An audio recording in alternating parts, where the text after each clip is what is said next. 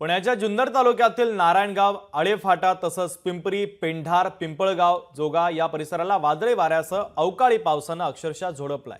तोडणीला आलेल्या निर्यातक्षम द्राक्षांचं भवितव्य आता शेतातच संपतंय की काय, अशीच काहीशी परिस्थिती या भागात निर्माण झालेली आहे। त्यामुळे द्राक्ष उत्पादक शेतकऱ्यांचं लाखो रुपयांचं नुकसान झालंय। काढणीला आलेल्या द्राक्षांच्या मण्यांमध्ये पाणी जाऊन तडे गेल्यानं द्राक्ष बागांचं अतोनात नुकसान झालंय। त्यामुळे शेतकरी हवालदिल झालेला आहे। या द्राक्षांचं आता करायचं काय असा सवाल शेतकरी उपस्थित करतोय। तर सरकारनं या नुकसानीचे तात्काळ पंचनामे करून लवकरात लवकर मदत द्यावी अशी मागणी देखील शेतकऱ्यांच्या माध्यमातून आता केली जाते।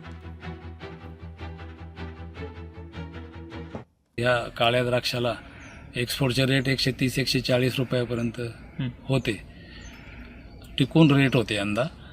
परंतु आता ह्या पावसाने थोडं आम्ही परिस्थिती एकदमच अवघड करून ठेवली शेतकऱ्यांची। जो माल आज आम्हाला एक्सपोर्टसाठी कटिंग करायचा होता, रात्रीच्या कालच्या पावसामुळं अक्षरशः तो आता विषय संपला, एक्सपोर्ट करायचा विषय संपला आणि हे प्रचंड नुकसान झाले।